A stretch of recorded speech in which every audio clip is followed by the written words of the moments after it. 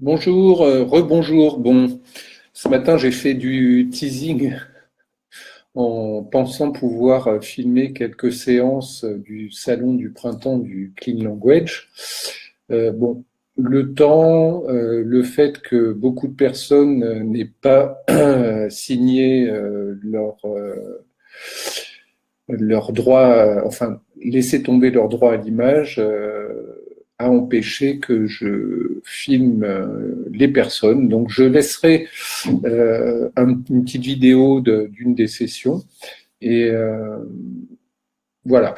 Donc, juste pour rappeler, le salon du printemps du Clean Language, c'est 2 jours, vendredi 16 et samedi 17 mars. Donc ça s'est tenu au Forum 104, là où toutes les sessions de présentation, d'initiation au Clean Language se tiennent régulièrement et dont je vous fais part sur le groupe Clean Language. Donc aujourd'hui, arrivé à 10 heures, un petit peu en retard à cause du temps, la pluie, etc. Donc je suis arrivé, il y avait un programme assez chargé sur les 2 jours. Et bon, le premier atelier que j'ai fait était un atelier avec Chloé Nortier sur voyager en groupe vers vos talents, vivre une métaphore guidée en clean language. Donc je remettrai le programme qui s'est tenu sur les 2 jours sur le groupe Clean Language. Et donc ça, c'était assez intéressant sur un travail en groupe qu'elle fait aussi beaucoup en entreprise où on embarque sur un bateau et chacun joue des rôles avec des post-it au départ pour définir des talents qui nous sont propres et ceux vers lesquels on voudrait aller. Donc un atelier assez intéressant et le clean language, c'est bien dans les livres, mais c'est mieux à vivre. Voilà. Donc, ce premier atelier passé, il y a eu une petite pause et ensuite un deuxième atelier, alors qui s'est tenu, lui, avec Sarah Scarat, qui, elle, interviendra au mois d'avril. Donc, je crois que j'ai déjà mis la publicité sur le groupe Clean Language, qui traitera du Clean Setup. Et là, elle nous a fait une démonstration de ce qu'elle fait, elle aussi, notamment avec des groupes sur le clean feedback. Et là aussi, bon, j'essaierai de faire un petit article sur la façon dont elle travaille et comment c'est fait. Et c'est vraiment assez génial quand on a travaillé avec des personnes de faire son auto-introspection de ce qui s'est bien passé, de ce qui aurait pu mieux se passer et de ce qui pourrait être amélioré suite à une présentation. Donc ça, c'était assez génial.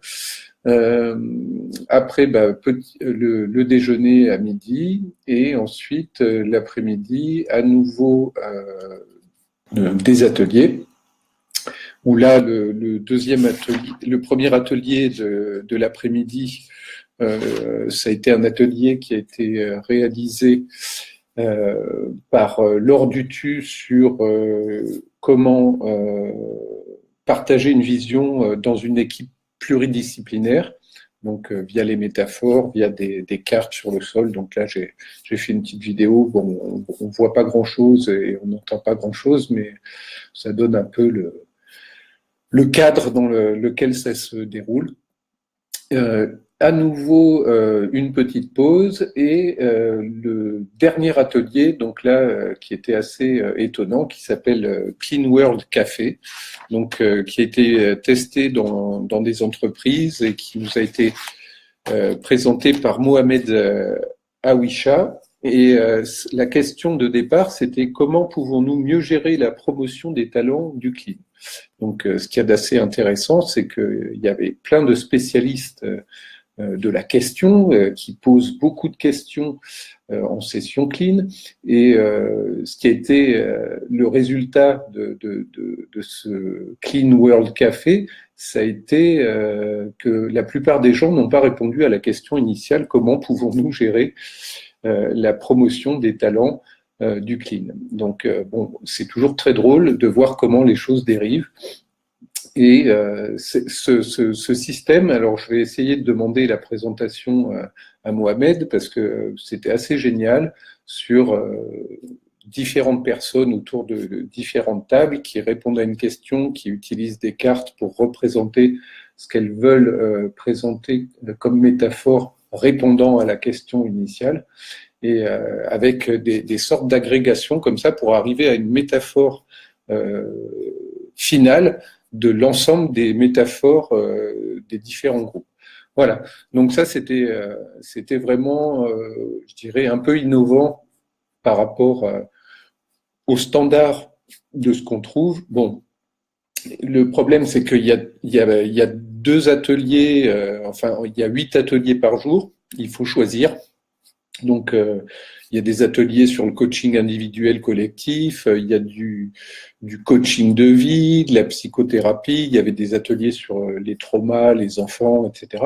Et le problème, c'est qu'il faut choisir et que rien n'est capté. Donc, si on participe pas à un atelier, ben on l'a manqué et c'est dommage. Voilà, donc j'espère que les cleaners du groupe Clean Language officiel de Paris sur la France verront à peut-être modifier le format l'année prochaine.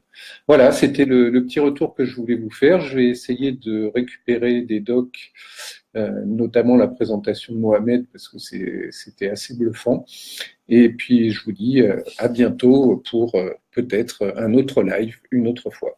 Voilà, bonne fin de samedi, bon dimanche et bon week-end. Au revoir.